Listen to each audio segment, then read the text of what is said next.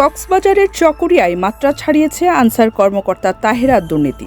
২৪-এর ভোটে করেছেন পদে পদে দুর্নীতি। ঊর্ধ্বতন কর্মকর্তাদের ঘুষ দিয়ে নিজের দুর্নীতি ধামাচাপা দেন তিনি। সুষ্ঠু তদন্ত দাবি করছেন সাধারণ সদস্যরা। বিস্তারিত দেখুন কক্সবাজারের চকরিয়া থেকে হাফিজ হায়দারের পাঠানো ৩ পর্বের ধারাবাহিক অনুসন্ধানী প্রতিবেদনের প্রথম পর্বে।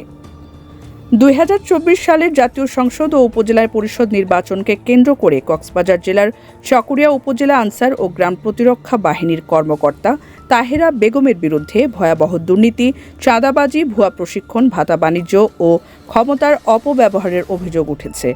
এসব অভিযোগ নিয়ে আনসার সদস্যরা দুর্নীতি দমন কমিশনের প্রধান কার্যালয়ে লিখিত অভিযোগ জমা দিয়েছেন। ২০২৪ সালের ৭ জানুয়ারি জাতীয় সংসদ নির্বাচনে চকরিয়া উপজেলার ১১৫টি ভোটকেন্দ্রে গড়ে ১৫ জন করে আনসার সদস্য দায়িত্ব পালন করেন। সংশ্লিষ্ট সদস্যদের প্রত্যেকের কাছ থেকে খরচ বাবদ ১,০০০ টাকা করে আদায় করা হয়। এতে মোট আদায়ের পরিমাণ দাঁড়ায় প্রায় ১৭,২৫,০০০ টাকা। সদস্যদের বলা হয়, তোমরা একদিনে ৫ থেকে ৬,০০০ টাকা পাবে, তার মধ্যে আমাকে ১,০০০ টাকা দিতে হবে। এ বিষয়ে আনসার ভিডিপির ইউনিয়ন লিডাররা কেন্দ্রীয় দপ্তরে অভিযোগ করলে তদন্তের দায়িত্ব দেওয়া হয় বান্দরবান জেলার তৎকালীন কমান্ডার নুরুজ্জামানকে।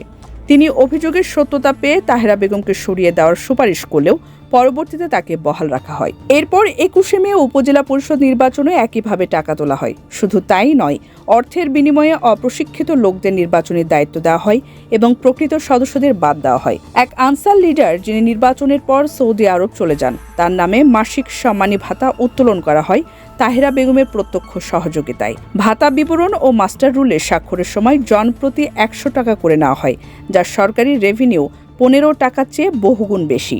দুর্গাপূজা ও নির্বাচনী দায়িত্বে চাঁদা আদায়, অফিসে বহিরাগত দালালদের ব্যবহার, সদস্যদের হেনস্থা ও ব্ল্যাকমেইলের অভিযোগও রয়েছে। প্রশিক্ষণ ভাতা কেটেও টাকা কেটে নেওয়া হয় বলে অভিযোগে উল্লেখ রয়েছে। ২০২৩ সালের সেপ্টেম্বরে এক সমন্বয় সভায় তাহেরা বেগমের অনিয়ম নিয়ে প্রশ্ন তুললে পরে এক নারী সদস্যকে ব্যবহার করে ভিডিও রেকর্ড ছড়িয়ে দেওয়া হয়। অভিযোগ রয়েছে, তাহেরা বেগম কারোর সঙ্গে ফোনে কথা বললেও তার রেকর্ড করে রাখেন। ২০২৪ সালের উপজেলা নির্বাচনকে ঘিরে তিনি ৪ সদস্যের একটি কমিটি গঠন করে ১১৪টি গ্রুপ থেকে ৫ থেকে ৭,০০০ টাকা করে তুলে নেন। এই বিষয়ে ১৬ মে ২০২৪ তারিখে একটি জাতীয় দৈনিকের রিপোর্টও প্রকাশ হয়। এই সব অভিযোগ নিয়ে প্রতিবেদক তাহেরা বেগমের সঙ্গে ফোনে কথা বলেন। ফোনে তিনি জানান, এলিগেন্সগুলো আমার নামে নিয়ে আসছেন, সেগুলোর আগে ডকুমেন্টস দেখান, আপনি প্রমাণ দেখান। না, আপনার দায়িত্ব নিয়ে আমি আসিনি আপু, এটা তো না। আপনি যদি প্রমাণ দেখাইতে না পারেন, দায়িত্ব নিতে না পারেন, তাহলে একজন মানুষকে শুধু শুধু হয়রানি করতেছেন কেন?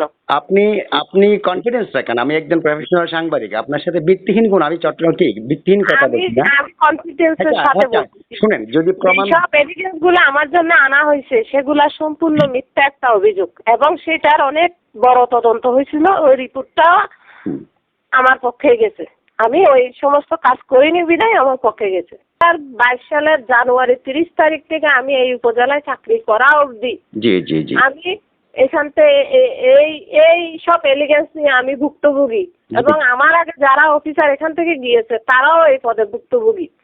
অভিযোগ রয়েছে, জেলা কমান্ড্যান্ট তাকে সরিয়ে দেওয়ার আশ্বাস দিলেও এখনো তিনি বহাল আছেন। ফলে আনসার বাহিনীর ভাবমূর্তি ক্ষুণ্ণ হচ্ছে। এই অবস্থায় আনসার সদস্যরা তাহেরা বেগমের বিরুদ্ধে বিভাগীয় তদন্ত ও ব্যবস্থার দাবি জানিয়েছেন। দর্শক, এই দুর্নীতিবাজ নারী কর্মকর্তার স্বজনপ্রীতি এবং ঊর্ধ্বতন প্রশাসনে থাকা তার আশ্রয়দাতাদের মুখোশ আমরা উন্মোচন করব ধারাবাহিক অনুসন্ধানী প্রতিবেদনের দ্বিতীয় পর্বে। চোখ রাখুন অগ্রযাত্রায়।